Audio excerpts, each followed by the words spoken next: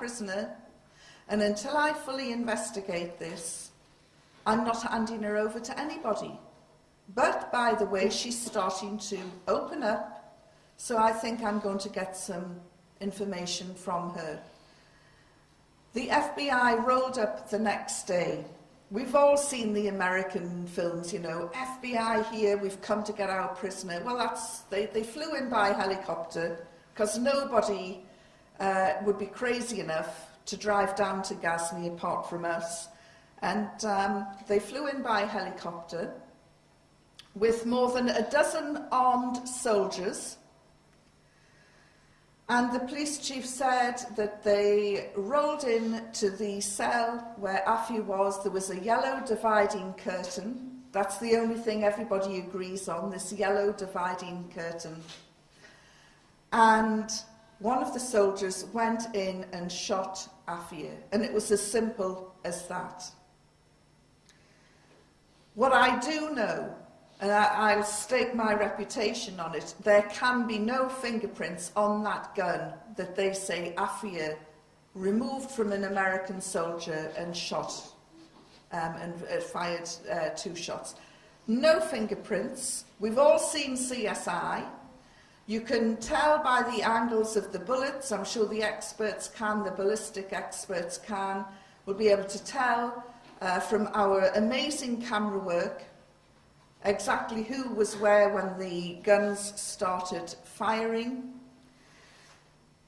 That film and footage was offered to Afia's legal team, the one appointed by the government, the US government, and they didn't take it up. They weren't interested. Can you believe that? The judge in New York, who is dealing with Afia's case, says he couldn't care less where she's been for the last 6 or 7 years. He's not interested. All he's interested in is this 2-3 minute period of when the shooting started, and now she faces the charge of attempted murder of an American soldier. Since the war on terror began, not one single suspect, not one single prisoner in Bagram, in Guantanamo, in any custody, during any arrest, not one single prisoner, and there have been thousands now, ever attempted or was ever in a position where he or she could get hold of an American gun. That was never, ever an option.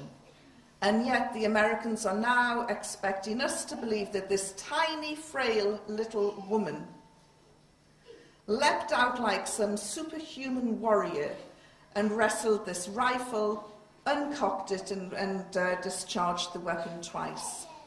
It just doesn't stack up.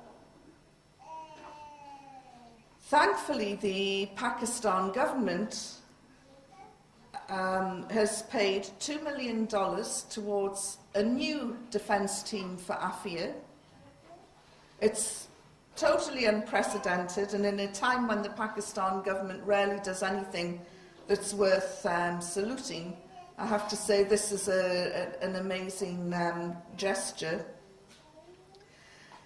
They've paid for a new legal team, and the new legal team has been appointed, but the judge refuses to discharge the old one.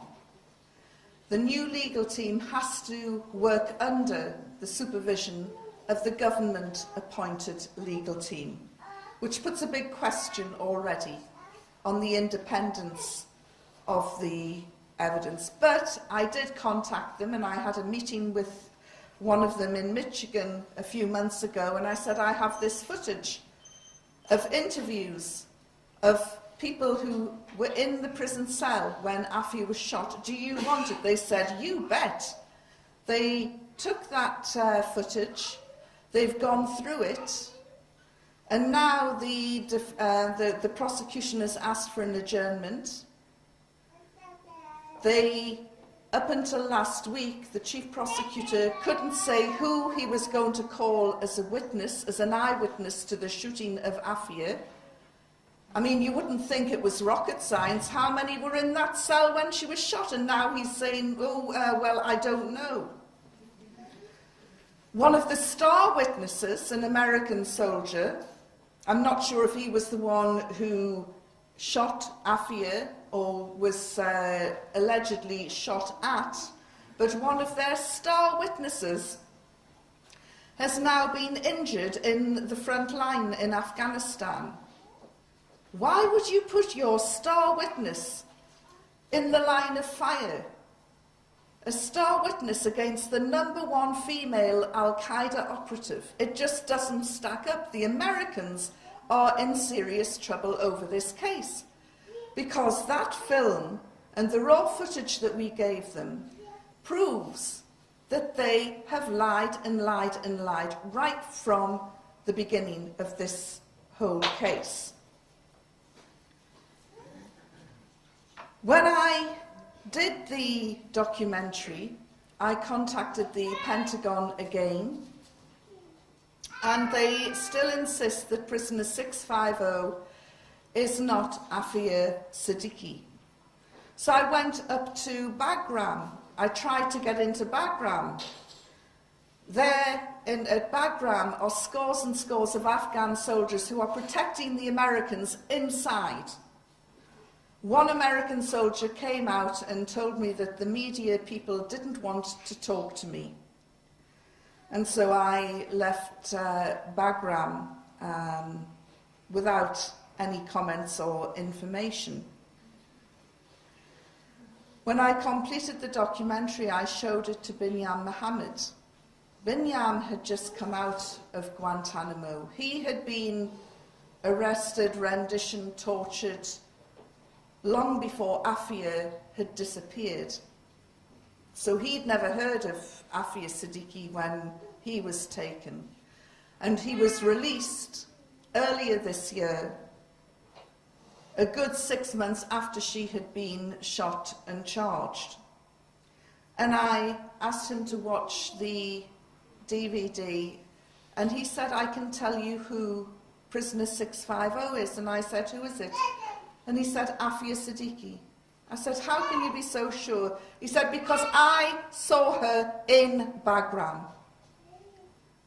So I rang the Pentagon again and spoke to a Lieutenant Colonel Mark Wright and said, I've got another eyewitness, and this is irrefutable now.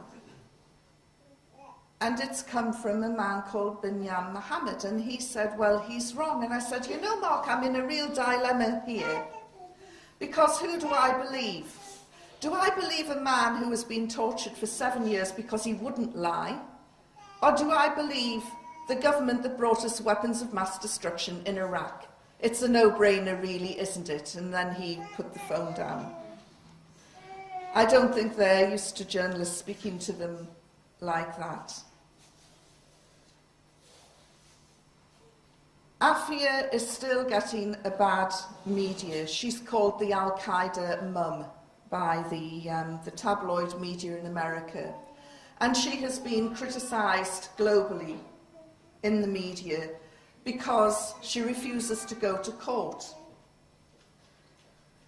The reason she refuses to go to court is because she has to be strip searched every time she leaves her cell to go to court, and then she has to be strip searched again when she returns to her cell. She doesn't cooperate with her legal team because every time she goes to see them, she has to be strip searched. And every time she finishes seeing them and goes back to her cell, she has to be strip searched again. Now, I have seen CCTV footage of what it means to be strip searched in an American prison. And if you resist, as a female, you will be held down by 4 to 5 male prison officers, while 2 female prison officers will remove your clothes and then give you a full cavity search. This is nothing more than tantamount to rape. And she has to go through that when she leaves her cell and when she goes back into her cell. This is tantamount to rape. And when I discovered this bit, I went out to America a few weeks ago, and I did a tour of 6 states: New York, Illinois, Alabama, Georgia, Wisconsin, Texas, all over the place. And I was telling mixed communities, not just Muslims, but largely Muslim communities, about what was happening, about what I called the rape of Dr. Afia Siddiqui. I wrote to the judge, I wrote to the governor of the institution. I came back and urged caged prisoners to start a campaign. They started this postcard campaign with Afia's picture on, hands off, with a note to Judge Berman, making it personal, because this is personal. This is one of our sisters, and we have to get the message through to everyone. Mess with one of us, you mess with all of us. And this is a message to Judge Berman saying, hands off Afia. The campaign is only a couple of weeks old. I've now got a letter from the Muslim Legal Fund of America, who have supported me in my raising awareness on Afia's case in America. And they have just sent this yesterday, saying the legal team can now enter the prison and meet with Dr. Afia without her having to be strip searched. Make no mistake about it, this has come about because people like you have come to events like this, because people like you have signed cards like this, and there's an opportunity to do it again tonight. Sister Mumtaz has set up a post office at the back, so you can buy a stamp, put it on the back of the card, sign it, and send this to Judge Berman. Because although the strip searching, when she sees her legal team, has stopped, they still carry on for any other visitors and for any other court appearances. I've spoken with Afia's brother. I've met most of the family now. And Afia's brother tells me she's given up. She doesn't think she's going to get justice. She's been denied justice for 6 years, so why should things change now? That is her feeling. So once she's humiliated going through this strip search procedure and put in court, she has to listen to some of the rubbish that is coming out.